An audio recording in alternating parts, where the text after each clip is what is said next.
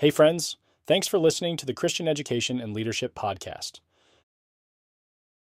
Today's episode is Part 2, What Students Remember, the Christian High School Experience. This episode is the second in a 7-part series unpacking the 2023 Cardus Education Survey. One of the benefits of the Cardus Education Survey is that it doesn't just measure test scores or college placement. It asks, what kind of people are our schools forming? What do graduates remember years after they've left? How do they describe their high school experience, spiritually, relationally, academically? When we look at responses from Christian school graduates, specifically those who spent most of high school in Protestant schools, some patterns emerge that are both encouraging and worth further discussion. Let's take a look. A clear strength, faith that endures. The most resounding affirmation? Christian school graduates overwhelmingly agree their high school prepared them for a vibrant spiritual life. In fact, they were 29 to 37 percentage points more likely than their public school peers to say they were very well or exceptionally well prepared in this area. This comes through clearly in Figure 2.6 of the report, which highlights sector differences in perceived spiritual preparation.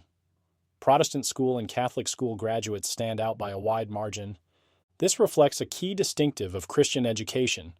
Spiritual formation isn't just added on, it's embedded into the very fabric of school life. Whether through biblical worldview integration, mentoring, or rhythms of worship and discipleship, these students graduate with deep roots in their faith. Strong preparation for real life. The data also shows that Christian school graduates felt well equipped for life beyond high school, especially in 3 key areas: academic success in college or other post-secondary education, career readiness, strong personal relationships. These outcomes are reflected in Figure 2.3, preparation for post-secondary education, and Figure 2.4, preparation for career success, where all private school graduates, both religious and non-religious, significantly outperform their public school peers. Importantly, these outcomes remained strong even after controlling for demographic factors. This suggests that Christian schools aren't just helping students believe the right things, they're helping them in their educational and career aspirations.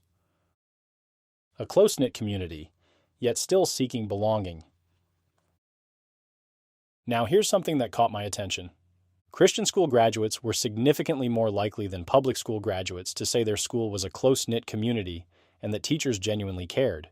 This is affirmed by Figure 2.8, where all private school graduates report strong agreement with the statement, "My school was a close-knit community." But when asked whether they felt they belonged or enjoyed being a student, Christian school graduates didn't score as highly. In Figure 2.10, I felt like I belonged at my school. Protestant school graduates trail their peers from Catholic and non-religious independent schools. A similar pattern appears in Figure 2.11 and Figure 2.13, which show that Protestant graduates are no more likely than public school peers to say they enjoyed being a student, 2.11, or felt favorably about their relationships with other students, 2.13. This raises an important point. A warm, tight-knit culture among adults doesn't always translate to a felt sense of belonging among students. Relationships with teachers matter deeply, but so do peer relationships, joy in learning, along with an inviting school culture. Belonging isn't fluff. It's certainly the felt experience of high school. If we want students to thrive, they need to feel known, not just by their teachers, but by their community in the form of stronger peer relationships. Christian education that forms the whole person. What we're seeing in the 2023 CES is a story of great strength and room to grow. Christian schools are accomplishing what they've set out to do, forming graduates with faith that lasts, academic confidence, and a sense of purpose. But we also see an invitation to press deeper into relational formation, not just between students and faculty, but especially among students themselves.